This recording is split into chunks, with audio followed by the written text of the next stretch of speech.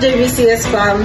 Gusto niyo bang maglabas ng bagong cellphone, gaming laptop, gaming wigs, or printer pero kulang sa budget? I-home credit mo na yan. Dahil kay home credit, hindi mo na kailangan ng credit card. 0% interest, plus meron silang device protection. Ano nga ba ang device protection na ino-offer ni home credit? Ang device protection ay isang extended warranty para sa aksidenteng pagkahulog, pagkabasa, or pagkabasag ng isang produkto.